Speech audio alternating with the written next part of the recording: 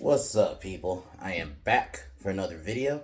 Today we are doing the 2010 Wolfman movie, and then I'll figure out what I'm gonna do this weekend. If that new one, that new Wolfman's out on the up on the seas by like tomorrow or Saturday or tomorrow or Sunday, I meant to say. I'll probably review that this weekend. But if it's not, I'll do something. I'll probably find something random to review or talk about. But today we're talking about that 2010 Wolfman movie with Benicio del Toro and Anthony Hopkins and um fucking the actor who played Hugo Weaving, Elrond, Agent Smith, even Red Skull. Like, he's a great actor. I actually thought he was great in this. You have some really good actors in here. Emily Blunt plays Gwen, and it's a modernized take on the original Wolfman movie. I mean, I will say there's little things that bothered me. Like, I would have rather them just did. As much as I do like the werewolf design in this movie, I would have just rather them just had a normal wolf looking humanoid design. It's 2010. You could have just modernized it. You didn't need to. I would have rather that, but. And some of like the performances are a little phony. And I didn't need the like werewolf fight between the father and the son. I didn't need that. I think that's like the only I didn't need that. I think they felt like they needed to make the movie more exciting, so they threw in like a wolf fight in the end. It felt forced to me. It was every time I watched this movie, I remember watching it the first time how jarring it is, because I would have rather just been a traditional wolf movie where the hunters are coming after him like in the original. I think you didn't need his dad to become a werewolf. Also, I know Anthony Hopkins is a great bad guy, but I didn't need him to be a bad guy in this. I would have rather him just been kind of like in the original where he unfortunately gets killed by his father. I don't know. I think that's the only real criticism I have for the film. But everything else, I like the atmosphere. Benicio del Toro's Lawrence Talbot is great. The scene where he first gets attacked, the moment he first transforms, and one of my favorite scenes is when he's in this he's being tested or testing his transformation in front of all these doctors, and he transforms and he starts killing them all. Not gonna lie, that is a great scene. And a lot of the outs, exterior shots of like the city and stuff, I really love in this movie. And a lot of the scenes in the woods, you could tell they wanted to maintain that. It almost feels like a black and white movie, but it's in color. It's weird, but I like that they still try to make it feel like you're watching a black and white movie, even though it's in color. And like I said, Benicio del Toro does a good job, and I do like you get more character work. Like with Gwen, you get a little bit more about her, and same with the father. Obviously, minus the turn in the end, but even the Romani, um, fucking, Maleva. If you remember from the last film, in the original, you get a little bit stuff about her, the world.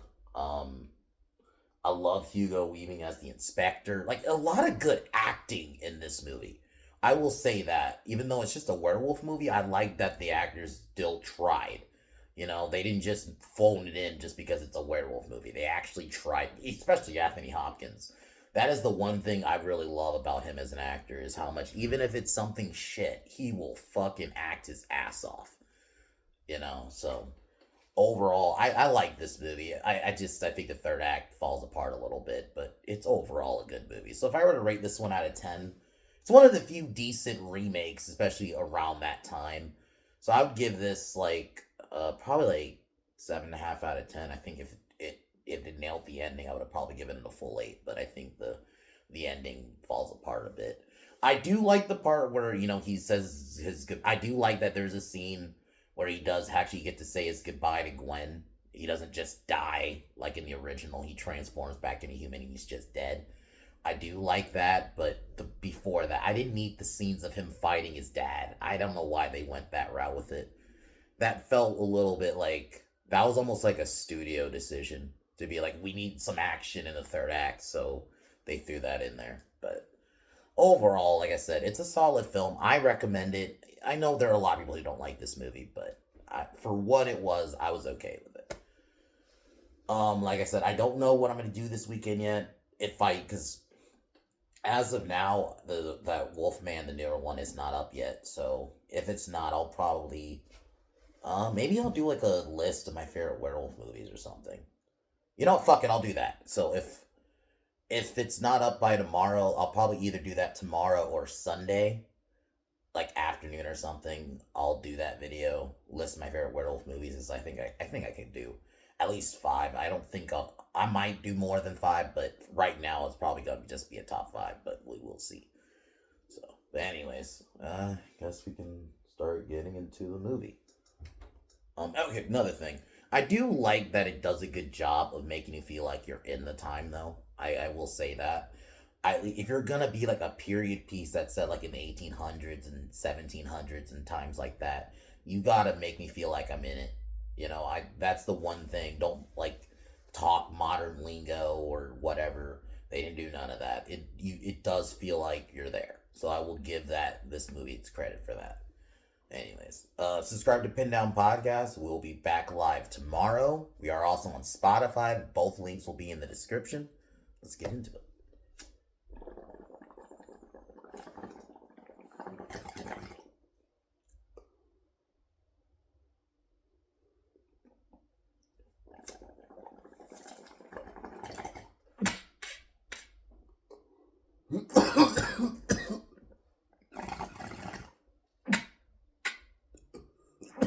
So the movie starts pretty much kind of like similarly to the original. I think the only difference name is they changed his name. It's not John. The father's John, and the original was John too. I think it was senior, junior kind of thing. His name is Lawrence. Kind of comes back and returns with his strange father. Because Ben, you see kind of the start. And that's the other difference. You actually see what happens to him. He gets attacked by a werewolf, basically. It attacks him, and then it kills him, and then he comes back. They explore that. And so he overhears a conversation about a wild animal, because obviously he wants to know what killed his brother. And I will say, Benicio del Toro, man, is always a great actor, and that's what I know. This is a little side rant, but like, how do you have him in a Star Wars movie like Last Jedi and do nothing with him? Even after a couple of years, this was a couple of years before that, and he was great in this. Like, I don't understand. He's in a lot of good movies, and you just waste him anyway. Um, he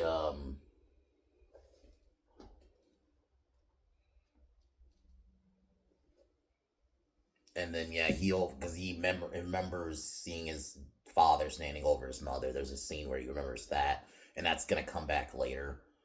And I guess I'll go into it now. I didn't need his dad to be the bad guy. That felt like I get what they wanted to do. Because Anthony Hopkins, obviously he was Hannibal Lecter. He's great at playing villains, but I also think he's good at playing a good guy. And I would have rather him just played like the father, like was in the original. I didn't need this extra. He helped participate in his mother's murder or his wife's murder. He was actually a werewolf. I didn't need that werewolf fight in the end. That felt like it was a studio mandate almost. That was almost like we need some like action in this movie. And it was also like a jarring shift because overall the tone before that is more horror, right? Not horror action like the Underworld movies. No, it was horror straight up like the original Wolfman is. And then like that jarring shift where it does almost turn into like a horror action movie. Like I'm like this is almost like some Underworld shit now.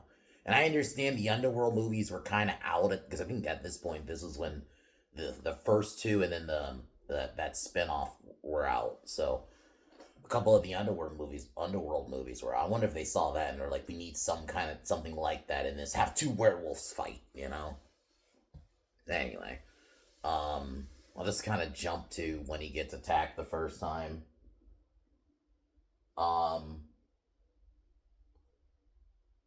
Though I do like the scenes though when the wolf, like, cause there's the werewolf that ends up attacking him, kills a couple of people before it attacks him, and then one of the people who I think works with Maleva basically tells him no, don't, basically, because his wounds get healed, and one of them insists, no, he needs to die, kind of thing. Kind of like a little bit like American Werewolf in London, where he needs to die because you're gonna turn. But they insist someone who loves him has to kill him. And that's what I mean. If you're gonna have that whole thing, it should have been like the original, where his father ends up having to do it, and it's tragic. And I think you could have did a bit more with that, especially in 2010. In 2010, instead of going this action route, random giant wolf fight in the end. Um, so so that night,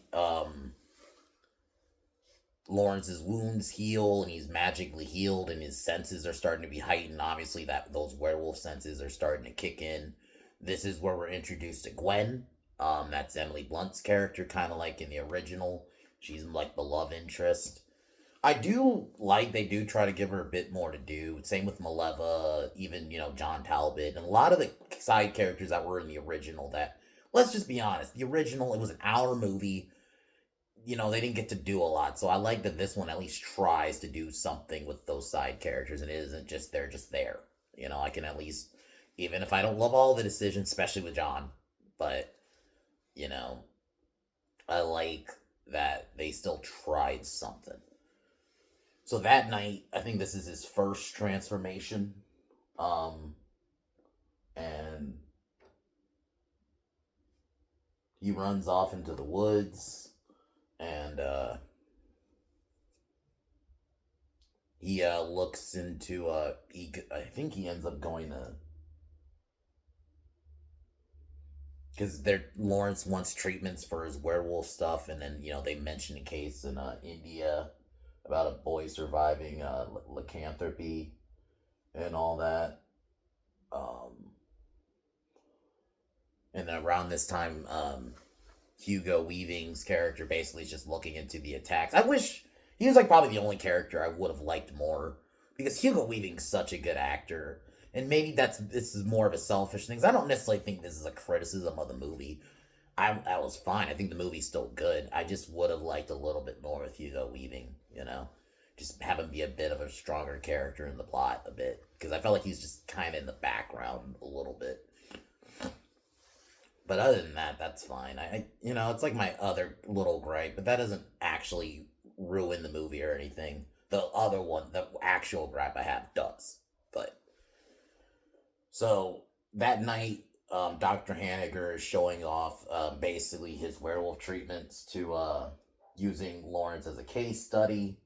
And then Lawrence ends up transforming. And I'll be honest, this is my favorite scene in the whole movie. When he's transforming and he starts killing a lot of these just goes loose. I love a scene when you get to see the creature or horror villain of the movie go kind of just let loose. I've always loved those moments in movies. That was a cool scene. And then him running into the full moon, the howling. And I do like the design that they went with, is like a modernized design of the 1941 design. Just personally, I would have rather just it been a bit more wolf, maybe have a bit more of a snout. Because I said this in the last video, I prefer when werewolves are just human. They're basically humanoid wolves. That's like the Howling. That is American Werewolf in London and Dog Soldier. Those are like my three favorite werewolf designs. That is my idea of what I want to see in a werewolf, But I didn't mind the design in this movie, and I get what they were going for. They wanted to go for that OG. It was like a modernized take on the 1941 design. So,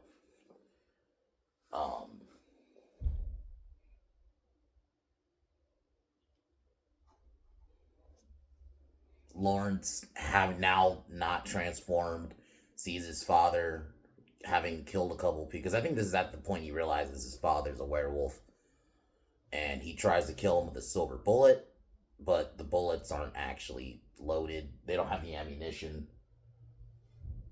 or the powder, I mean. So that's when we get the werewolf fight in the end, because he confronts his father about killing his mom and all that. And for me, this is where the film just kind of falls apart. It doesn't fall apart, but I just didn't care for this decision. Even when I rewatched it the first time in a while, I'm like, why are we doing a werewolf fight? Like, it doesn't fit the movie.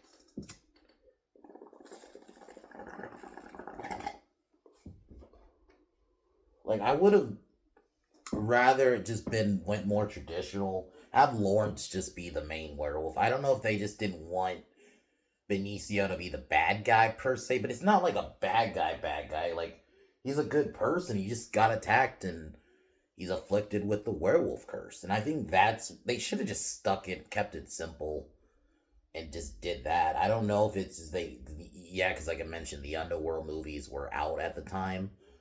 So I don't know if they felt like, oh, we need to go this action route and have like two werewolves fight. I didn't think it was needed. And I'm not gonna say the CGI was bad or anything. And I'll admit,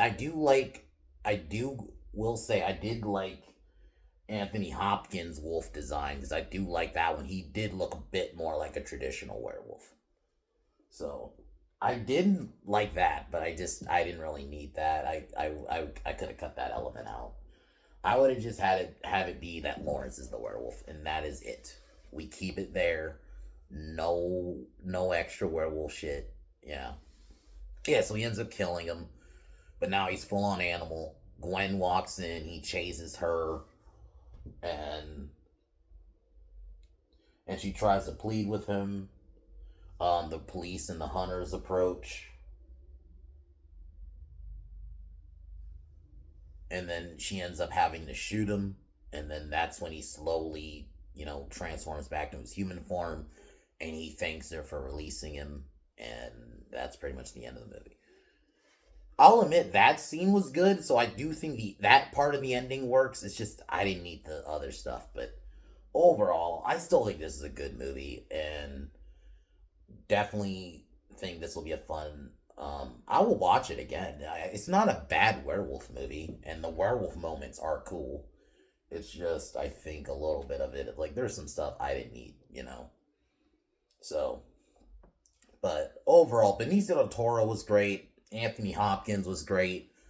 Emily Blunt was good. You had a good cast, and I like the aesthetic, and I like the atmosphere. So there's stuff I like about this movie. It's just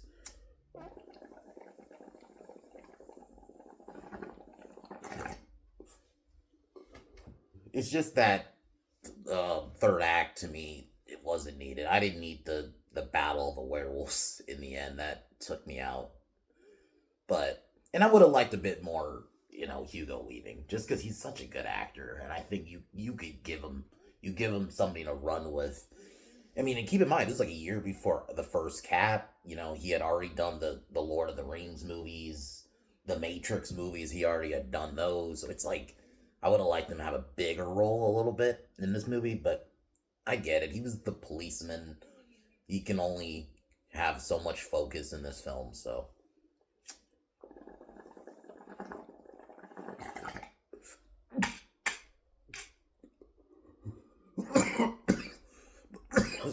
So, like I said, I'll give this film a 7.5 out of 10. I think it's mostly a good movie. Yeah, it's mostly a good movie. Just a little couple gripes, but it's mostly a good movie. That's all I can really say about that.